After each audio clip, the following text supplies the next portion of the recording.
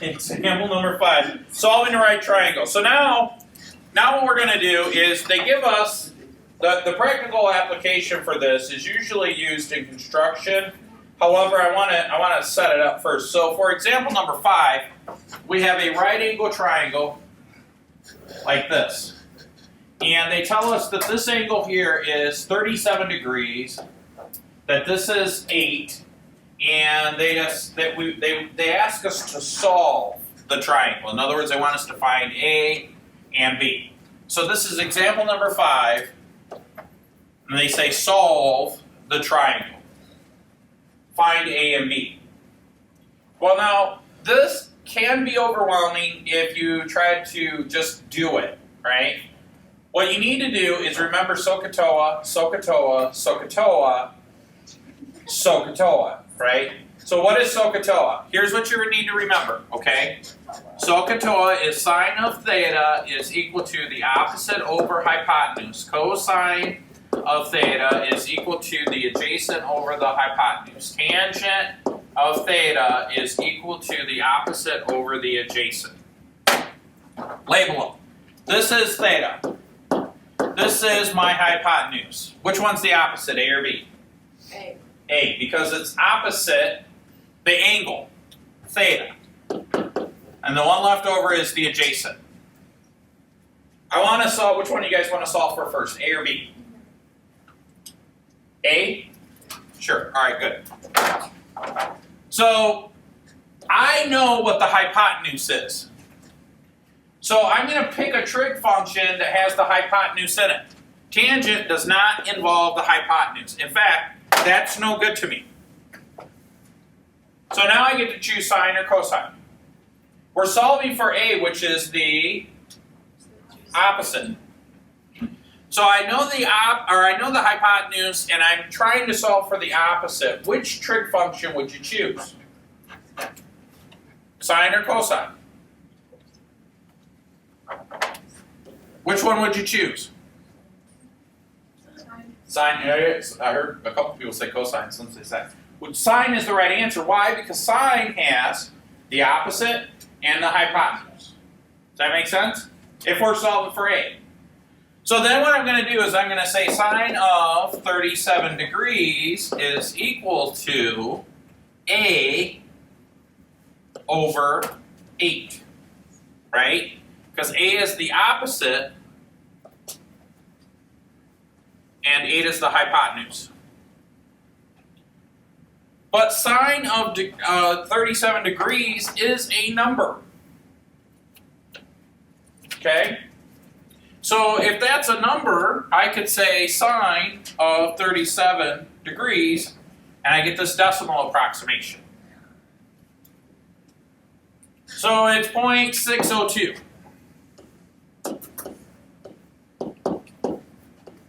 What do I do now to get A by itself? Multiply both sides by 8. So if I multiply this by 8 and multiply this by 8, these 8's cancel. What's the value of A? This thing times 8. 4.81. Okay? So now I know that this is approximately, now that's not 0, that's opposite, right? Now I can say that A is equal to 4.81, or approximately, right? I probably should use the approximation symbol.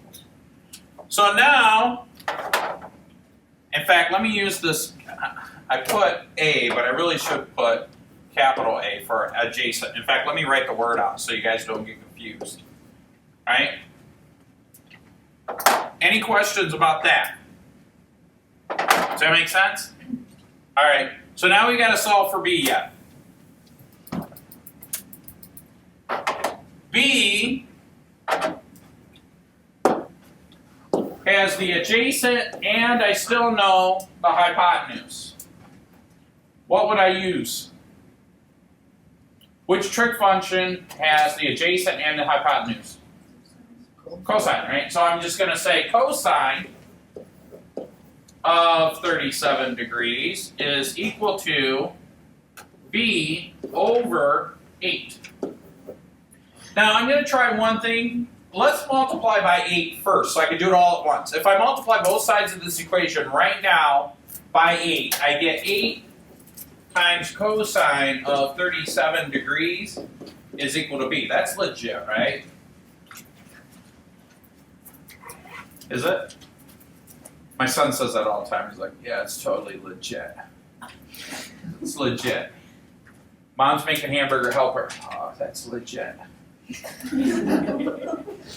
Hamburger helper or something. All right. So anyways, to find the side length b, I'm just going to plug in 8 times cosine of 37 degrees. And I get 6 point, I don't know, what would you say, 6.39? Yeah? So let's just call that 6.39.